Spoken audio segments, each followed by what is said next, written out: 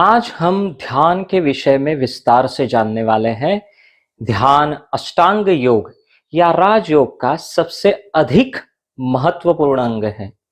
ध्यान को अंतरंग साधन भी कहा गया है और ये अष्टांग योग का 7वां अंग है।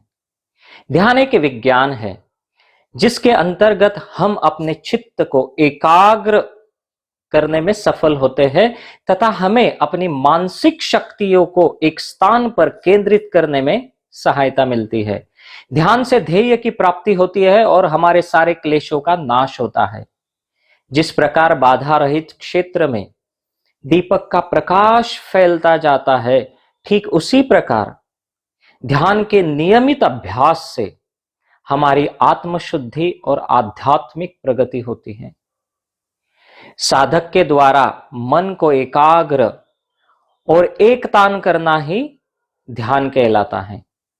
धारणा से शुद्ध हुए चित्त को ध्यान में लगाकर अपने मन और आत्मा को एकाग्र और चंचलताहीन बनाया जा सकता है। तो ध्यान का तात्पर्य है वर्तमान में जीना। वर्तमान में जीकर ही मन की चंचलता को समाप्त किया जा सकता है, एकाग्रता लाई जा सकती है। धारणा द्वारा विषय पर वृत्ति को अस्थिर करने वाले गुणों को हटाते हुए चित्त को सात्विक रूप से निरंतर ठहराए रहना ही ध्यान है। मतलब चित्त का स्थैर्य ही ध्यान है। इसी से मानसिक शक्तियों के सारे भंडार खुलते हैं। उसी के लिए ही ध्यान की अनेक विधियां हैं।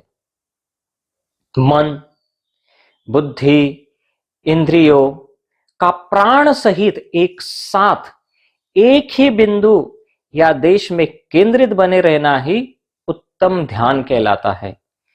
इन चारों का संयोग ही फलदायी होता है। यदि इन्हें मूलाधार में सुप्त पड़ी कुंडलिनी शक्ति पर केंद्रित करे और उसके जागृत होने की भावना करे तो कुंडलिनी जागृत हो जाएगी। यदि इन्हें चक्रों पर केंद्रित करे तो कुछ समय के अभ्यास से चक्र जागृत हो जाएंगे।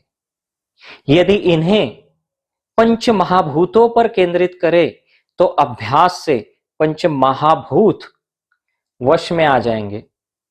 किसी भी अन्य विषय पर इन्हें केंद्रित कर उसे समझने की भावना करे तो वह विषय समझ में आ जाएगा।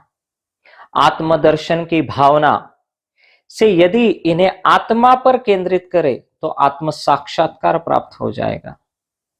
यदि इन्हें मंत्र पर केंद्रित करे तो मंत्र का साक्षात्कार प्राप्त हो जाएगा। यदि इन्हें शून्य या अनंत में केंद्रित करे तो समाधि लग जाएगी और परब्रह्म का साक्षात्कार हो जाएगा। अर्थात मन, बुद्धि, प्राण व इंद्रियों को जिस किसी बिंदु, विषय या सत्ता पर भावना के साथ केंद्रित कर देंगे तो वही प्रत्यक्ष होता चला जाता है। इसीलिए ध्यान में सिद्ध होने जाने पर साधक त्रिकालज्ञ, सर्ववेत्ता, मनोवांछित को पा लेने वाला, वरदान एवं शाप में समर्थ तथा अनेक सिद्धियों का स्वामी हो जाता है। संक्षिप्त में यही ध्यान का फलस्वरूप है। जब तक यम, नियम, आसन, प्राणायाम, प्रत्याहार व धारणा आदि द्वारा पात्रता और सक्षमता प्राप्त कर ली जाए, तब तक ध्यान में ऐसी समग्रता या संपूर्णता नहीं आ सकती।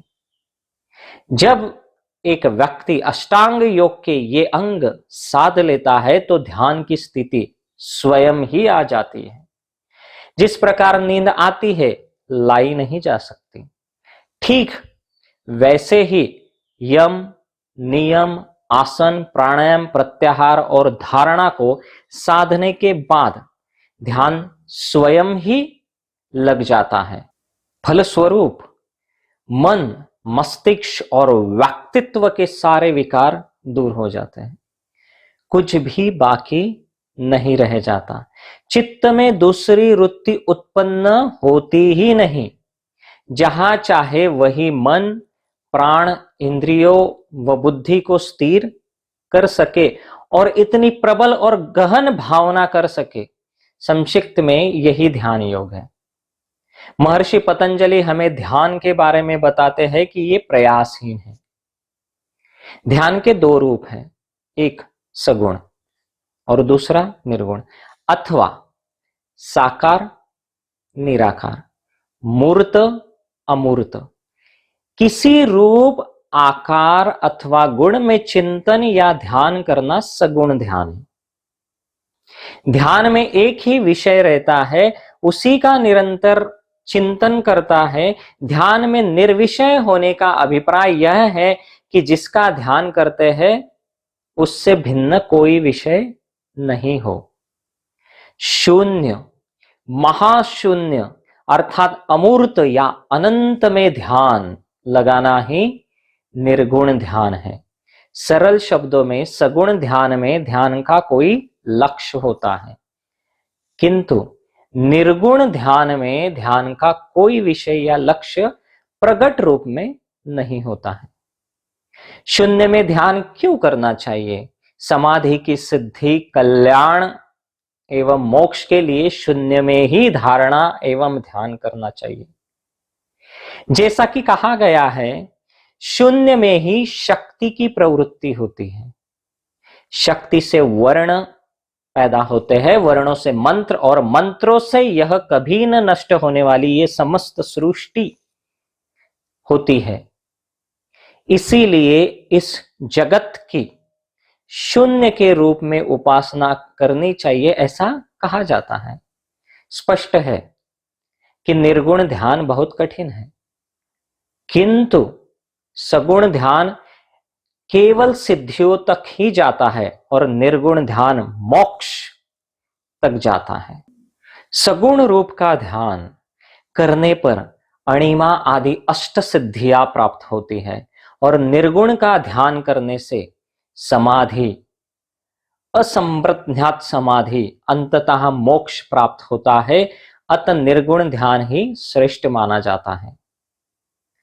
आज मैंने आपको ध्यान के विषय में अति विशेष जानकारी दी है। ध्यान के विषय में और भी विस्तार से जानने के लिए आप मेरे ध्यान योग से संबंधित आने वाले सभी वीडियो जरूर देखें और इस वीडियो को आप ध्यान के विषय में जागरूकता लाने के लिए ज्यादा से ज्यादा लोगों तक पहुंचाएं। ध्यान से आप किसी भी चीज को आसानी से प्राप्त कर सकते हैं, असंभव को भी संभव बना सकते हैं। तो दोस्तों, योग मोक्ष प्राप्त करने का सर्वोत्तम मार्ग है। इसीलिए आप सभी लोग आज से ही योग को अपनाएं और अपने जीवन को सफल बनाएं। अपनाएं योग, रहे निरोग। शुभम भवतो।